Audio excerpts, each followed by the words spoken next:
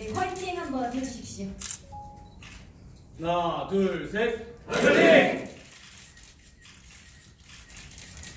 네, 감사합니다.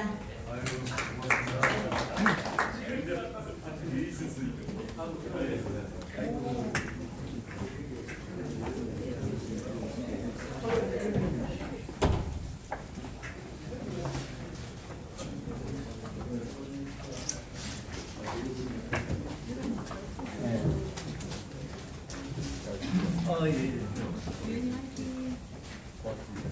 네, 그럼 이어서 토론회를 시작하도록 하겠습니다. 유동열 원장님께서 사회를 맡아주시겠습니다. 예, 감사합니다. 예, 토론회 사회에 앞서서 좀 우리 자유민주주의에서 아주 큰 역할을 하고 계신 몇 분이 또 오셨기 때문에 소개를 해드리겠습니다. 석도면 전 부산지검장 및 현재 한변 공동대표님 석도면 변호사님 모셨습니다. 그리고 신도철 숙명여대 교수님 모셨습니다. 그 다음에 우리 정창근 현재 한국유리관리학회 회장님 모셨습니다. 그 다음에 국정원부 수사단장님이신 우리 황인덕 단장님 오신 것 같은데 나가셨어요? 저기 계시군요. 네, 네. 네, 그럼 제가 진행하겠습니다. 먼저 오늘 이 정책 토론회를 주최하자고 이 김유태 의원님께서 제의가 왔을 때 아주 정말 시적절합니다. 이제 한탄만 하지 마시고 앞으로 재발 강의도 하고 이런 문제에 대해서 이 문재인 정권이 보여준 이러한 입장에 대해서 사람을 중시한다, 인권을 중시한다는 대통령이 사람을 정시하고 인권을 정시하는 이러한 유일개관적인 행동을 했기 때문에 반인도적이고 반헌법적인 처사를 알고 있습니다. 그래서 이제 앞으로 이런 일이 또다시 발생했을 때 어떻게 우리가 대응할 것이냐는 이런 문제도 논의하고 현 문재인 정권에 대한 책임론을 분명히 물어야 됩니다. 이번에 본문이면 헌법적 가치를 존중하는 새로운 정권이 재창출됐을 때 분명히 이런 문제를 신적폐청산의 제1호 사건으로 간주를 해가지고 낱낱이 이 처리 자체를 밝혀야 된다. 그래서 이런 의미에서 오늘 두 분의 발제자와 세 분의 토론자를 모셨습니다. 첫 번째는 주로 우리 한변의 북한 인권운동에 아주 최전선에서 활동해 계시는 김태훈 회장님을 모시고 한변에 이번 사건의 사태를 알아보고요. 두 번째는 제2발제자는 국제법전공이죠. 우리 중앙대학교 법학전문대학원의 저성호 교수님 모셨습니다. 그 다음에 토론자로 오랫동안 전통일원 차관도 하셨지만 오랫동안 북한 인권운동에 앞장서 오신 김서구 차관님을 모셨고요. 그 다음에 조용기 전 고등학교 북한학과 교수, 현재는 국민대 초등교수로 계시는데 이 조용기 교수님, 그리고 제가 오늘 좀 특이한 분을 한번 모셨습니다. 이러한 해상 탈북이라든지 또는 탈북이 발생했을 때 이 정부에서는 중앙 합심조, 지금은 합동조사로 바뀌었지만은 이 합심을 하게 돼 있는데 경찰청에서 한 15년 넘게 중앙 합심 팀장으로 활동해왔던 이수민 전 과장님을 모셨습니다. 그래서 생생하게 이 합심이 어떻게 진행이 되고 어떻게 처리하는데 이번 사건 경우에는 어떠한 문제가 있다는 것을 아마 낱낱이 지적을 해줄 겁니다. 그래서 이 5분, 2분의 발제자와 3분의 토론을 듣겠습니다. 발제는 20분을 기준해서 한 25분 정도, 토론은 10분을 기준해서 15분 정도 하겠습니다. 먼저 우리 김태훈 변호사님께서 발제해 주시죠. 예, 김태훈 변호사입니다. 이 사건의 사실관계는 여기 오신 분들이 전부 관심도 많이 가지고 계시고 또 그 분야에 대해서 전문적인 지식을 가지고 계시기 때문에 아시리라고 생각이 됩니다. 그래서 아주 요약해서만 말씀드리겠습니다. 11월 아시다시피 11월 7일 날 국회에서 안거식 1차장의 스마트폰의 메시지에 JSA 임모준명의 문자 메시지가 언론에 포착됨으로써 세상이 이제 알려진 계기도 참 이렇게 돼 있어요.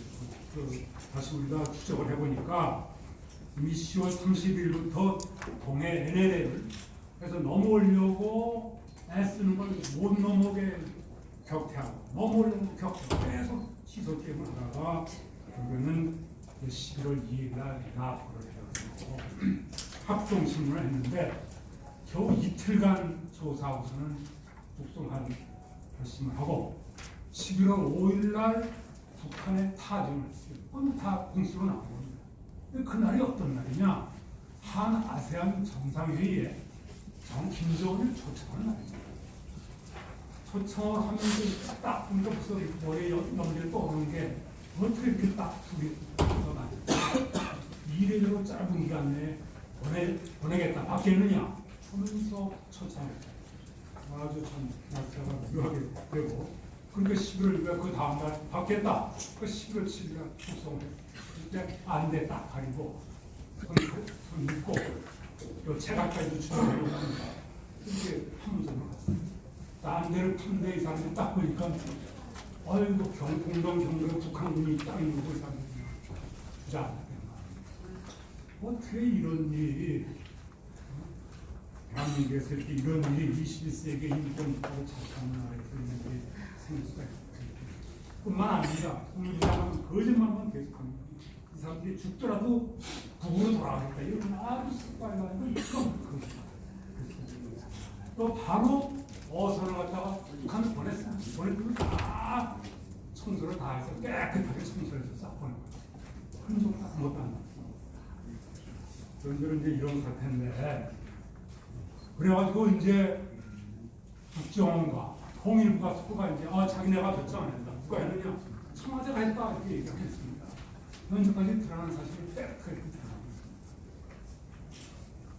여기에 대해서 자 우리는 이제 본격적으로 헌법 우선 이 사건은 참 요새 생기는 사건이 모든 것이 대한민국의 국기를 건드리는 민주제도 대한민국의 근본을 흔드는 사건입니다.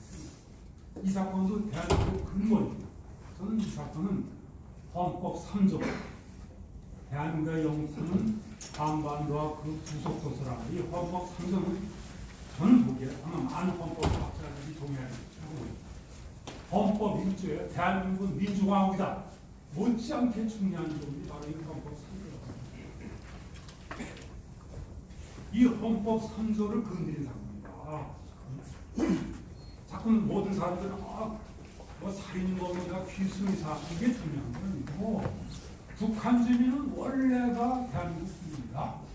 헌법 3조 이것은 대법원 판결이 1996년 11월 12일 선고 966 221 명시합니다.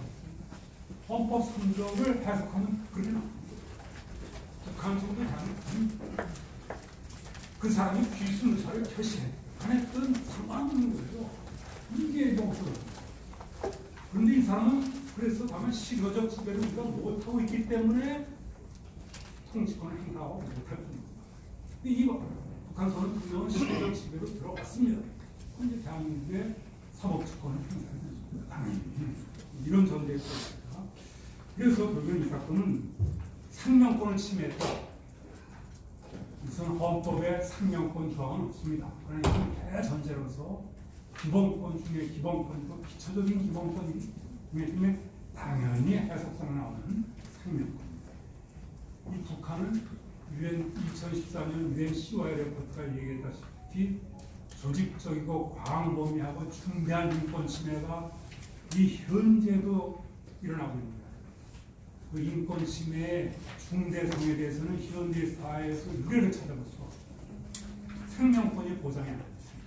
그렇기 때문에 이런 나라로 보냈다는 것은 바로 생명권을 침해했다. 살인 방위죠. 살인 모이다. 이렇게까지 얘기할 수 있습니다. 그 다음에 인권의 존엄과 가치입니다. 이 사람들은 인권 지옥을 피해서 행복을 축해서 내려온 사람이니까 그 행복 축복을 침해했습니다. 또 거주 이전의 자유를 침해했습니다. 어디 가고 싶은 데로 왔는데 그랬습니다. 또 신체의 자유를 침해했습니다. 포박을 하고 안대를 가지고 강제로 국정을 신체의 자유를 침해했습니다. 또 재판 정권을 침해했습니다. 이 사람들이 이미 실효적 지배를 받는 대한민국으로 왔기 때문에 재판 청구권이 있어서 당연히 대한민국의 사법권을 행사해야 되는데 이 거칠 결이 전혀 없이 이틀 만에 조사하고 3일 5일 만에 그다음에 변호인의 조력을 받은 것을 침해했습니다. 물론 조금 이와 같은 눈에 띄는 것만 해도 중요한 기본권 중에 기본권을 모두 다 침범했고 나와서 헌법 27조에 무죄 추정의 원칙을 또 침해했습니다. 단지 16명을 죽였다 그러는데 죽였는지 몇 명을 죽였는지 판결과 전혀 없습니다. 오히려 우리가 역추적하는 바에 하면 오징어배 길이 17m 15톤짜리 거기는 우리 북한 어느 선원들 얘기 들어보니까 많이 타 7, 8명 타는데 꽉꽉 차서 억지로 16명, 19명이 되는 거죠. 3명이 되는 거니까 19명이 탔다. 그런데 3명에서 16명을 죽였다. 이게 도대체 모르겠습니다. 납득이 도무지 안 됩니다. 그렇죠. 이런 사태가 되니까 무죄 추정의 원칙이 저는 상식에 맞지 않고 그 다음에 분명히 알코올을 치면 이게 도대체 말입니다. 이게 우연히 스마트폰에서 대대장이 국가안보실 1차장한테 메시지가 포착이 안 됐으면 영영 모를 뻔했어요. 이게 중대한 국내 알코올 환법 의식이 나아가서 이것은 국내법뿐만 아니라 국제법에 많이 있습니다. 눈에 띄는 것만 눈에 보는 방식이 있습니다. 1995년 1월 8일부터 발효가 되고 있는데 이 3조형은 이렇게 본받을 우려가 있는 나는 절대로 소환해서는 안 된다. 이건 명시적으로 위반했습니다. 그거에 대한 가장 가까운 판례가 있어요. 금년도 6월 11일 뉴질랜드 법원에서 항소 법원에서 한국의 국민이 뉴질랜드에 오래 산다. 이 사람이 중국에서 범죄를 저질렀다 해서 뉴질랜드에서 거주하는데 이 사람에 대해서 중국 정부와 뉴질랜드 의무장관사의 협약을 맺어서 우리 사람에 대해서 절대 고문 안 하고 적법조차 준수하기로 약속을 했습니다. 그래서 의무장관하고 이제 송환을 하려고 했는데 이 사람이 끝까지 달리게 김경이라는 사람인데 한국에 그랬더니 뉴질랜드 법원에서 안 된다. 중국은 이건 인권 준수하지 않고 이 나라에 가면 사형 제도가 준수되고 있는 나라다. 안 돼, 풀어냈습니다. 이게 바로 금년 6월 10일입니다. 그러니까 이런 것을 붙여보더라도 우리 국민방지법에 따라서 이 사람은 절대로 그래서는 안 되는데 이 나라는 우리나라는 완전히 이게 인권 추진이 되어 있습니다. 그 밖에 여러 가지 법률가 아닙니까? 형법이란 말할 것도 없습니다. 살인, 공모, 방조죄, 체포, 감금죄, 직무유기, 직권남용죄, 증거인멸죄 다 이게 들어가게 됩니다. 그렇고 이제 이 사건은 그래서 이 후속 대응이 중요합니다. 그래서 저는 이제 18쪽으로 넘어가면은 저는 그래서 이걸 읽어야 스마트폰에 이게 포착이 안 됐으면 이걸 깜깜 모를 뻔했어요. 어떻게 이런 얘기 있습니까? 카메라에 잡혔어요. 동동경기구역 대대장이 18쪽이 청와대 안보실 1차장이 보낸 문자가 10월 7일에 딱 포착이 됐는데 이건 정말 그래서 저는 이거는 청와대 수뇌부가 직접 관여하여 대한민국 국민을 이틀간의 졸속 조사 끝에 적법 절차 없이 전격적으로 고문, 처형 위험이 있는 높은 북한으로 강제 북송함으로써 헌법과 법률 및 국제인권규범을 심각하게 위반한 대한민국 초유의 중대한 인권 침해 사건이고 현재로는 대통령의 국민 생명권 침해 사건이다. 이렇게 안보실 1차장, 안보실장, 비서실장 이 사람들 참모입니다. 참모. 누가 결정을 합니까? 근데 통일부장관, 국정원장, 임모중령이 문자에서 보냈지만 이 사람들이 결정을 우광장한다. 그럼 누가 결정을 했어요? 남은 것은 직보해서 대통령이 결정했다는 합리적인 추론을 이르게 됩니다. 이건 너무나도 중대하다. 그래서 이거는 문재인 정부 들어서 북한인권법이 삼라되는 등 북한인권을 철저히 위반된 것 같지만 이 사건은 분단 이후 선례를 찾아볼 수 없는 초법적이며 비상식적인 매우 심각한 것입니다. 이 사건이 있던 이후에 나아가서 정부는 지난 11월 14일 제74차 유엔총회 제3위원회 북한인권 결의안 공동제안국에서도 2008년 이후 청을 빠져버렸어요. 명백한 대북 불정적인 사실을 보입니다. 그래서 이거는 국성된 북한 선언 구축활동 신속히 벌림과 동시에 철저히 진상규명해서 관련자에 대해서 저는 그건 헌법 5조에서 헌법과 위반했기 때문에 탄핵 조치에 들어가게 되고 또 민형사상 책임을 언제히 물어야 되겠다. 그래서 그러면 그동안에 저희들이 해준 활동상을 좀 말씀드리겠습니다. 우선 첫째로 국성된 북한 선언 구축 활동을 저희가 벌였습니다. 우선 유엔 등 국제사회와 연대하여 북한으로 하여금 국성된 북한 선언을 고문 촬영 등의 비인도적 처벌을 하지 않도록 압력 설득 등을 해줄 것을 지금 고소 구체화한 활동을 전에 필요하고 지금 벌이고 있습니다. 그래서 저희 한변이 그날 11월 11일 날 유엔 처형 특별보고관이 있습니다. 그 유엔을 참고로 말씀드린 보고관인데 보고관이 두 시스템, 하나는 thematic mandate라고 해가지고 주제별 특별보고관이 있고 또 하나는 나라별 특별보고관이 있습니다. 그래서 주제별 특별보고관은 이제 여기서 말하는 Special Report on Extrajudicial Summary or Arbitrary Execution, 그러니까 처형에 관한 특별보고관이 가장 중요합니다. 그래서 왜냐하면 이 북한에서는 이 초법적으로 사용하기 때문에 그래서 처형에 관한 특별보고관, 그 다음에는 이제 고문에 관한 특별보고관, 그 다음에 나라별 특별보고관에서 이제 북한 인권 특별보고관이 토마스 오야 퀸타나가 있습니다. 이 세 사람한테 개인적으로 어전 커피를 저희가 보냈습니다. 그랬더니 이례적으로 그 다음날 오야 퀸타나에서 다들 우리 관심 있다. 조사하겠다고 왔습니다. 저는 상당히 고민가 됐습니다. 그래서 이게 유엔에서도 굉장히 관심을 가지고 있다. 이렇게 저희는 직감을 했고요.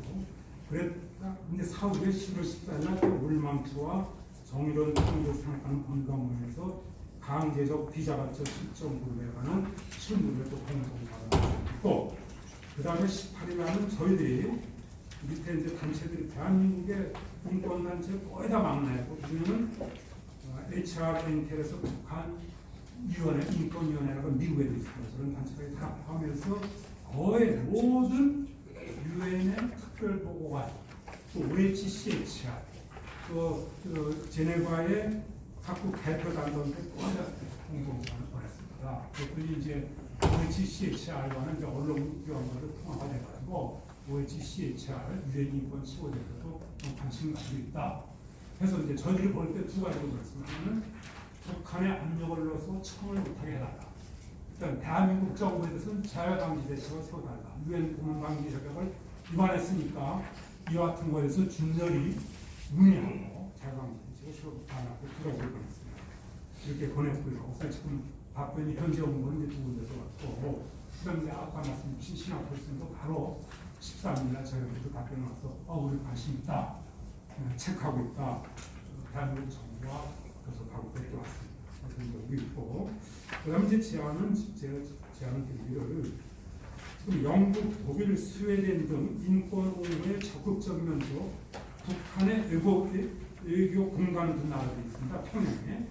그게 바로 지금 말씀드린 영국, 독일, 스웨덴 있는데 이런 나라와 지금 우리 여기 한국당 인권학장 계신 분들이 많이 계신데 이런 나라가 접촉을 해가지고 평양의 주재 외교 공간으로 하여금 북한의 집회 연락해서 이 두 사람을 처형을 하지 않도록 이런 활동을 좀 벌이고 있다. 생각을 하고, 또 영국, 미국, 프랑스, 독일, 캐나다 등 인권운동에 적극적인 나라들이 또 국가원 또는 하원, 국회 단독 인권 결의안을 좀 발표했습니다. 그래서 저는 참고로 이제 그때 미국의 그때 그 프리텍이라고 로비 단체가 지금 결성이 돼서 했는데 거기에 활동하신 분들하고 했더니 결의안을 만드는 데 시간이 많이 걸립니다. 그래서 저는 최근 4개월 걸린다고 했는데 그렇다 하더라도 이런 활동을 해서 국제적인 압력을 넣는 것이 굉장히 중요하다. 그런 생각이 들고 그래서 이제 국제적으로 이렇게 우선 유엔을 움직이는 게 가장 중요합니다. 근데 유엔이 의외로 상당히 관심을 가지고 있으니까 그래도 계속 30개 단체를 했으면 앞으로도 계속 거듭해서 유엔에 유엔에서도 아주 유수의 단체들, MST 인터내셔널 같은 단체, 국제사면위원회, 또 HRM, 또 여러 가지 이런 단체들이 활동하고 있으니까 한 번만 하지 말고 두 번, 세 번 해서 국제사회에서 문재인 정권 이게 참아된 거 공원 방지법에 위반했다는 것을 국제적으로 주지화시키는 게 굉장히 중요한 것이고, 저희들이 이제 연구들이 하고 있고, 또 마침 한국당에서도 이주영 부장님이 위원장이 되셔가지고 활발하게 활동을 하고 계십니다. 그 다음에 지금 국내적으로 어떻게 좀 국정조사를 해야 되겠다는 것인데, 그때 나경원 대표도 말씀하시기를 국정조사 반드시 관철시켰다는데, 이게 현실적으로 국회법상 합니다. 그냥 과반수 보내기 아니라, 그러니까 여기 이제 참 믿을 것 같아요. 이것도 우리가 강력하게 국정조사에 나왔건 합류가 해야 됩니다. 강력 국정조사를 해야 될 것이고, 다음엔 저희가 그래서 전략성을 저희가 국가인권위에 진정을 했어요. 왜냐? 이 국가인권위원회는 헌법에는 명시가 안 됐지만 유엔 파리 조약에 의해서 유엔 기준에서 설립된 독립.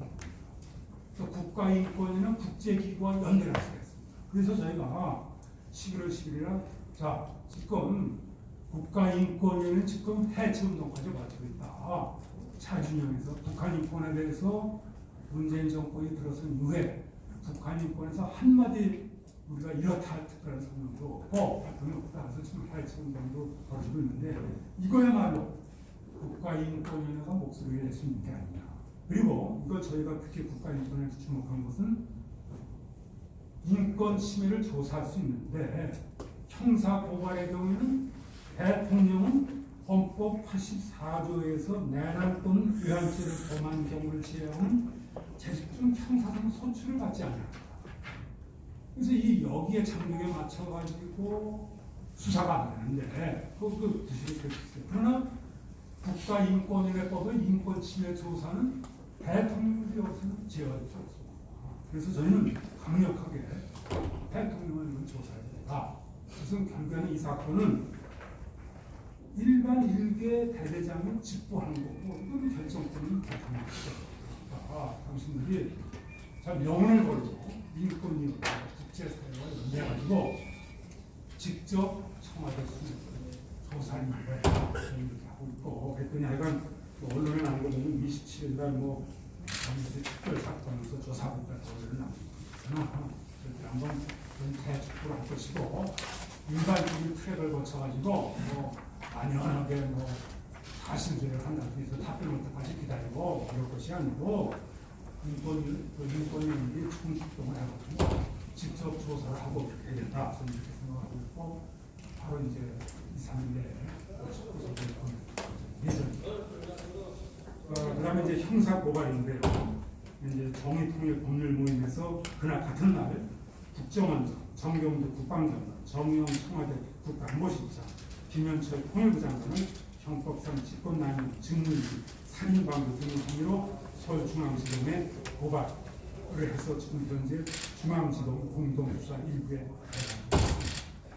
한편 병렬적으로 저희가 바로 여기 나왔었습니다. 바로 그 합동신문, 오늘 참 그 중앙합동신문 팀에서 전직 이수민 팀장이 오셨는데, 제가 정보 공개 청구를 해서 경찰청, 국정원, 통일 뭐 등등을 해 국방부 해서 합동신문 조서, 귀순의항서, 질문응답서에 대해서 정보공개 청구를 했더니 며칠 전에 답변이 왔어요. 이거는 국가정보공개청구법의 단서조항에 해당되기 때문에 공개할 수 없다. 이렇게 왔습니다. 그래서 역시 그렇구나 해서 여기에 대해서는 저희들이 이제 바로 이의 신청을 하고 행정소송을 해가지고 다툰 이전입니다. 그래서 이전을 이제 부자는데 저희가 말씀드리고 해서 이거는 끝까지 이 정보공개 청구 거부에 대해서 경찰청장, 국정원장, 또 국방장관 등등 통일장관 상대로 정보공개 청구에 최저까지 예정이 있습니다. 그다음에 이제 국제형사재판소 제소도 또 지금 탈북민 단체들을 중심으로 우리 고용재 장관이 주관을 지금 하고 있습니다. 그래서 이것도 저는 할만하다고 봅니다. 왜냐하면 국제형사재판소에 관한 로마 규정에 의하면 7조의 그 추방, 데포테이션, 해당됩니다. 그래서 이거는 추가입니다. 때문에 이것도 추진할 만하다 해서 이것은 대례로 보고, 그러면 저는 더 나아가서 이 사건은 전수조사가 필요하다. 왜냐면요, 좀 제가 여기 내는 게 없습니다만, 현 정권 들어와가지고 하나같이 그러니까 2019년은 지난 9월 9월까지 5명을 북한으로 돌려버렸는데 평균 송환기간이 3일, 아주 짧아요. 근데 보면 2010년부터 올해 9월까지 북한 주민을 매년 5명 내지 37명을 송환했답니다. 총 185명을 송환했으며 평균 송환기간은 6일 내지 7일이에요. 근데 이게 송환기간이 자꾸 짧아지고 있고, 근데 2010년, 2011년은 평균 송환기간이 각각 19일, 14일인데 이게 짧아지고 있어요. 그래서 이 부분을 도대체가 저희들이 근래에 들어가지고 귀순했다는 걸 저희가 들을 수가 없고, 오래전 들은 건 지난번 6월 15일 삼천 목성 귀순 사건. 근데 4명이 넘었는데 2명이 남고 2명을 보내는 거예요. 근데 우리가 듣기에는 이 2명 간 사람도 이게 본의가 아니었다는 말이 많이 들었습니다. 그래서 이 부분도 저희는 국회에서 국정조사라든가 아니면 관계상관을 불러가지고 목선 사건도 심의를 조사해야 될 것이냐. 그래서 전수조사를 해야 된다. 이건 금년 문재인 정권에서 도대체 남한의 MLA 노무현 사건이 일면을 어떻게 넘어왔고 이 사건도 해야 된다. 이런 생각이 들고요. 그래서 저는 근데 이렇게 됐고, 근데 보나마나 저희가 인권위, 형사 고발, 정복에 참고했지만은 저쪽에서 시간이 걸린다. 그러면 마지막으로 설명하게 쓰지 못했습니다만, 이것은 꼭 형사적인 처벌, 수사 또는 인권위 침해 조사 결과와 사실 진상 규명이 나타나서 그걸 기다려서 하는 건 아니지 않습니까? 그래서 박근혜 대통령 탄핵할 때도 꼭 형사처벌 기다릴 것도 아니고, 이거는 나쁜 것만 보기 때문에 이것이 언론사 사실 자체가 상당히 구체적이고 함정의 추론이 가능합니다. 이것은 그거는 대한민국의 청와대 수뇌부의 결정에 의하지 않고는 될 수밖에 없다는 부분이기 때문에 저희 NGO 차원에서는 이 탄핵 소추 답이 청원을 주는 그 방향을 생각하고 있습니다. 이거는 지금 대한민국의 근간을 흔드는 여러 가지 중요한 사건이 지금 일관 터지고 있지만 이 사건 자체 하나가 대한민국의 정체성을 보여주는 것 때문에, 근데 이제 국회법상 소추 발의 청원이 의원석이 필요하고, 그렇게 돼가지고 또 탄핵 소추 발의를 하려면 헌법 65조라는 일반 장관은 과반수 되면 되지만 발의가 이게 이제 3분의 1이어야 되고 가결은 이제 과반수가 돼야 되고, 거기서 이제 차처가 될 수가 있지만은, 그러나 그럼에도 불구하고 저희가 NGO 차원에서는 탄핵 소추 발의를 하든가 아니면은 최소한 이게 헌법에 이렇게 되어 있거든요. 대통령에 대한 탄핵 소추는 국회의원 과반수의 발의, 그러니까 발의 자체가 과반수가 필요하고, 또 제적으로는 3분의 1 이상의 찬성이기 때문에 발의가 안 되고 그냥 묵살이 되버리면 이 추동력으로 죽어버리려는 거기 때문에 저희가 시점 문제에 저희가 이제 보고 있는데, 그래서 일단은 탄핵 소추 발의 청원까지 안 하고 탄핵 소추 발의 촉구를 한번 하고 해서 여론을 좀 누리게 만든 다음에 이제 우리 동조하는 의원들의 소개를 받아서 청원까지 해서 이러니까 이 사건을 또 충차게 하는 것을 우리에게 흥미를 시켜야 되지 않을까, 이렇게 저는 말씀을 드려보고 이상으로 저희 단체를 마치겠습니다. 감사합니다.